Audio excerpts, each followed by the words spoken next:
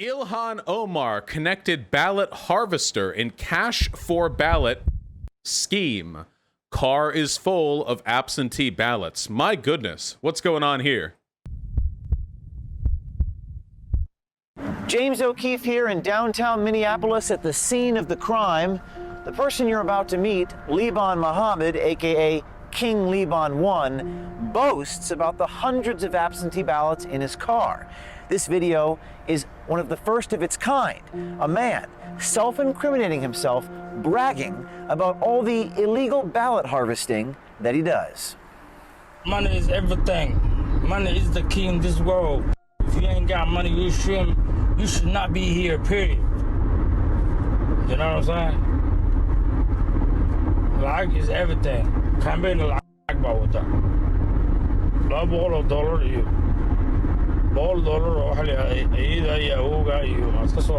You cannot campaign that. You gotta have an investment to campaign. You gotta have a fundraisers.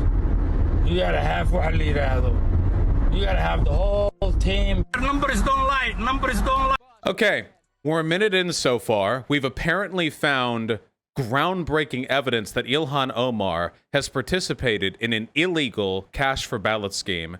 And so far, we have a video of a guy in a car saying money is needed to win elections. Okay.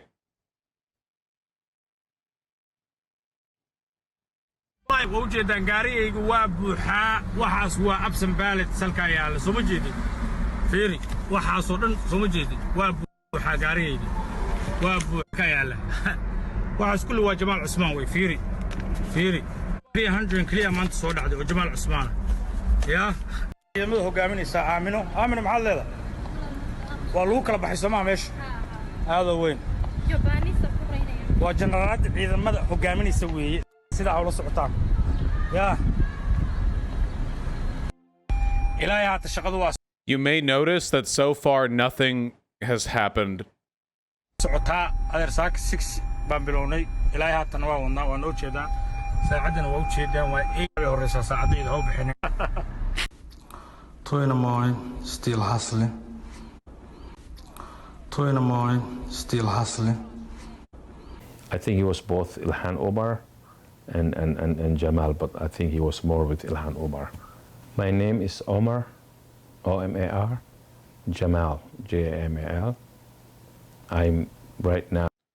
This man right here, Omar Jamal, is one of those real honest-to-God turncoats. He's one of those, hey, listen, guys, us Somali people, we're pretty dangerous, you know? We could all be suicide bombing people any day now. So we need to take an extra super close look. We need to keep a real close eye on us people, you know? His political brand, as I understand, is completely oriented around promoting fear-mongering for conservatives against Middle Eastern people. Now, part of the Ramsey County Sheriff's Office, but also I'm the chair of the Somali Watchdog Group, and I have been involved in the community for the last 20 years. The Somali Watchdog Group that he is referring to was formed after the filming for this video began. As in, that watchdog group was created for the purpose of producing this video. Omar Jamal is the latest brave Project Veritas insider to come forward and expose a voter fraud scheme in Minnesota that will shock you. Well, I want to be part of this investigation because of ongoing election fraud that we feel that we should bring to the attention of everyone. Therefore, chances are we can do something about it. When we spoke with Omar Jamal, he actually repeated our PV insider motto, be brave. Do something about it. Omar Jamal secretly recorded conversations with the players involved in the voter fraud scheme to expose the criminal behavior he says is victimizing his own community and the integrity of the election process. Getting bored. When do they actually get to the accusation? But before there was video. You can see the video. There was a video out and about that he has the ballots in his car. Right. And talking about the only way you can win is with money. She uses money, and And he's one of many people. He's not the only one who works for her. He was talking to That, I shit you not, this is actually the information that they're using to suggest that Ilhan Omar is engaging in a cash for ballot scheme.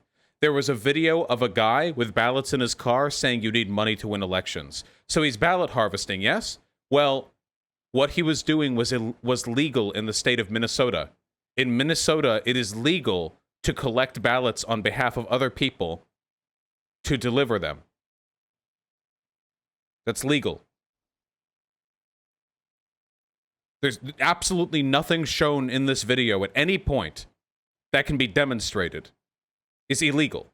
You can watch the entire video if you want. I was going to do that, and now I'm 4 minutes in, and I'm desperately bored. This video is nothing. It's absolutely nothing. Like, it's less than nothing. They found a video of a guy talking about how money is needed to win political campaigns. In one day, this video has gotten 1 million views. It's been discussed on mainstream media. Unbelievable. But information debunking Project Veritas was coming out hours after Project Veritas released this video. Infinitely more interesting to me is not Project Veritas and their obvious disinfo, but rather a certain individual who then immediately went to legitimize it. We go now live to the scene of Tulsi Gabbard's Twitter page. Project Veritas offers further evidence of the need to ban ballot harvesting. It's not a partisan issue. It's been abused to help both R&D candidates both in North Carolina and California. Please help by telling your congressional rep to pass our bipartisan bill, H.R. 8285. Tulsi! Citing Project Veritas, which has demonstrably lied about everything they've ever done. It's provable. Everything they do, you can find factual inaccuracies. Tulsi Gabbard citing them as evidence in favor of legislation. That is insane. I've made jokes about Tulsi before about how all of her weird, grifty, anti-Democrat bullshit was securing her a position at Fox News at the end of the day. I don't know if she's going to be signaling the fucking QAnoners soon. Listen.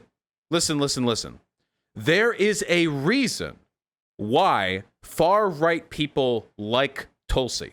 There's a reason for that. The fact that reason... Oh, rip shoe on in chat. The fact that far-right people like Tulsi isn't evidence that Tulsi herself is far-right, but is rather evidence that there is something different about Tulsi that distinguishes her from the other Democratic candidates. It's not that Tulsi is super-duper extra anti-establishment and lefty, because if that was the case, far-right people would like Bernie Sanders. See? Because when it comes to anti-establishment progressivism, Bernie Sanders had a lockdown on that election cycle. So what is it exactly about Tulsi Gabbard? Was it Tulsi Gabbard being an anti-interventionist? Well, Tulsi Gabbard said she wanted troops out of the Middle East, but so did everybody else.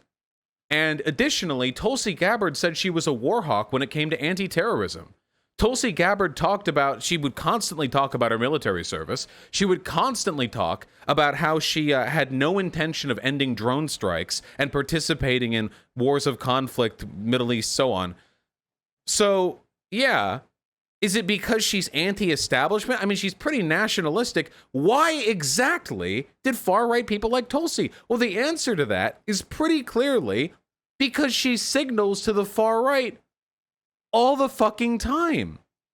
Her entire past is riddled with these weird, grifty, the Dems are better than Republicans, but I'm not siding with the Dems because they're not good enough, but I'll work with the Republicans bullshit.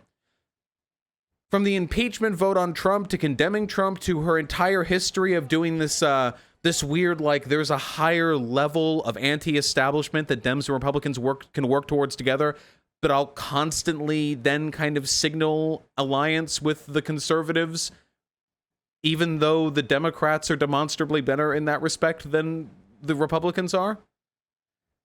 And Tulsi Gabbard's fans are fucking lunatics. Having spoken to a fair number of them myself, they believe in this myth of, well, they pretend to, of apolitical anti-establishmentarianism, which doesn't happen. There's no such thing. You can be anti-establishment for a wide number of reasons. You can be anti-establishment because you think the establishment is run by Jews, and you can be anti-establishment because you think the establishment is being run by corrupt plutocrats whose wealth needs to be redistributed to the proletariat. Stupid people can't tell the difference between these two claims. The underlying values, however, are very, very, very different. And every Tulsi Gabbard fan I've ever seen, whether it be Jimmy Dore, a fucking idiot who I am surprised is capable of remembering which direction to look in when he speaks on camera, to Kim Iverson, one of those Democrats and Republicans are the same, but actually I'm going to lie about everything the Democrats do and are, and then positively represent Trump in some weird effort to simp to conservative viewers. Go check Jimmy Dore's comment section, by the way. It is literally just full of people shit-talking Dems and nothing else, okay?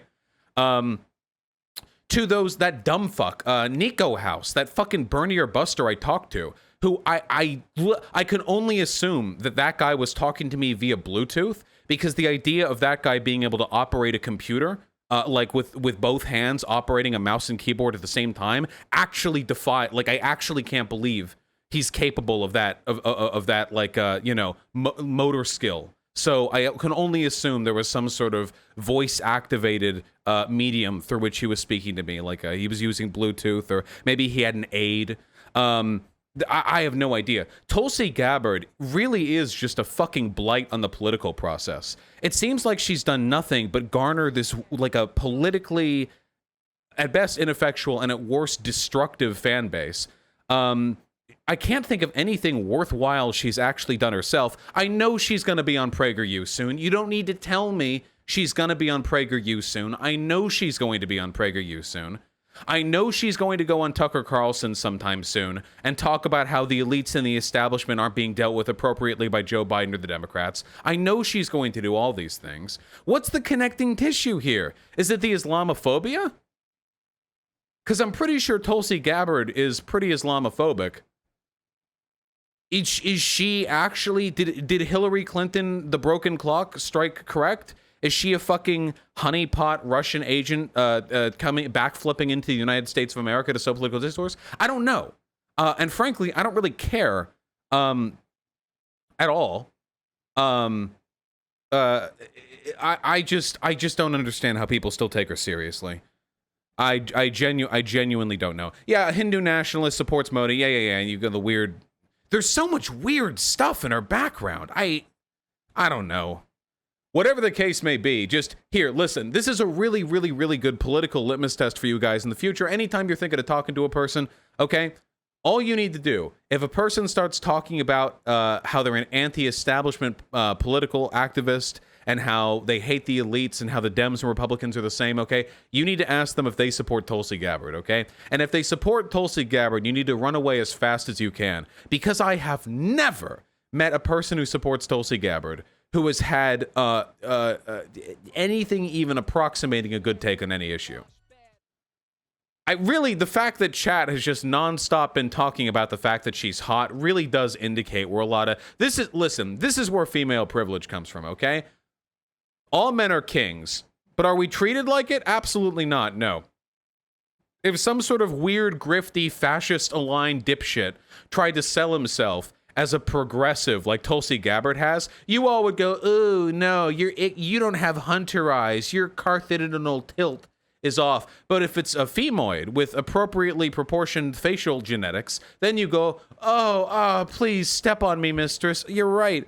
The Democrats and the Republicans are just as bad if you make up shit about the Democrats and lie about the Republicans." That's totally, You're completely right. Please appear on PragerU. I'll subscribe to their Patreon if it means I get to see you on there. Squad W. Squad W. Get him out of here. Go. Get him out.